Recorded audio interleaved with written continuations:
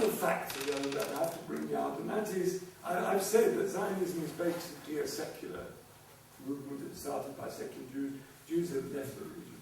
But there is the phenomenon of what we call religious Zionists.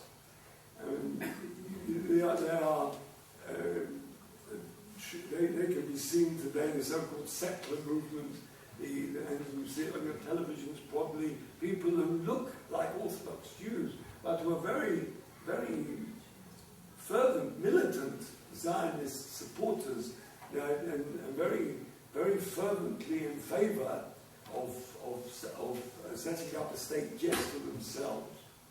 They're not in large numbers, but they are very vociferous, and they make their presence felt. Now, this religious Zionism is an aberration and mutation of Judaism.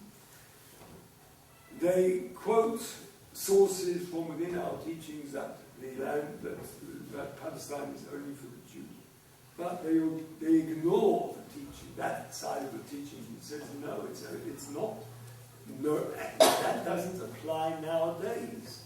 It's quite clearly handed down in our teachings that we are now, the Jewish people, have to be in a divinely decreed exile. In fact, we are forsworn under oath not to try and form a state of our own in Palestine. But the religious Zionists have ignored that. They've looked fallaciously at certain aspects of our teachings, probably because they have been affected and infected, as I put it, by the Zionist nationalistic idea, and they've bolted it on to Judaism. But it is an aberration, it is a mutation of Judaism, and as I said earlier, the proof of that is the authority of history. Judaism is thousands of years old, without getting into Jewish theology, just simply by the fact that Judaism is thousands of years old, Zionism is 100 years or 100 odd years old. If Zionism, in other words, the idea of forming a state just for Jews, nowadays was part of Judaism, it would have been with us a long time before. So, Zionism is wrong from a religious point of view, it is wrong morally. And actually it is also wrong logically. It was bound right from the start to be a recipe for disaster. Anybody with his objective head screwed on his shoulders could see right from the start that you're going to have an explosion here. You bring people into a land and give them encourage them to form a state of their own. Against the wishes of the indigenous population, you are going to have an explosion.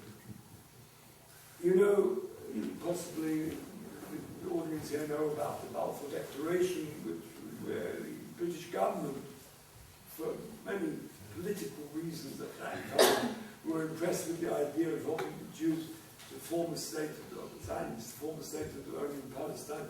But you know, there were many politicians who saw that it was faulted, it was flawed, the whole idea was flawed. I have, I didn't bring it with me, but I have the handsome report of a debate in the House of Lords. I think it was the 21st of June 1922, in which Lord Islington moved, you know, the Balfour Declaration and the British Mandate after the First World War embodied. There was the mandate system after the First World War was where the Allies were mandated to help certain countries develop and then gradually take over the running of their own countries. And the idea behind it was total impartiality. But the British mandate in Palestine went against that idea. It embodied within it, if you read the mandate, you get it on the internet, the wording of the mandate, it embodied within it the encouragement of forming a state for the Jews in Palestine when there were 600,000 Arabs and 60,000 Jews. And Lord Islington moved in the House of Lords at that time that this is a flawed concept, and the mandate in its present format is not acceptable. And there were many speakers, in fact Lord Balfour himself, I think it was his first, he'd been just promoted to the House of Lords, and he spoke in that debate. He spoke very eloquently, he was an eloquent speaker, but he spoke nonsense. If you read the report, it's very interesting, fascinating, if I can get it, the report of the 21st of June 1922. And the speakers in favour of the motion, Lord Islington and others, said, look, you're going to have, they foresaw exactly what we have experienced 90 years later, all the terrible confrontation and bloodshed that would take place. And the motion was carried by, I think, 60 to 30, in other words, by a very large majority, that the mandate was flawed in its present format. But the British Constitution, being that the House of Lords, the House of Commons has the right to overrule the House of Lords, even, I mean, been changed since then, even more so since then, but even in 1922 it was like that. And a few weeks later, the Lords' decision was overruled, and the mandate went ahead with the terrible things that have happened since then.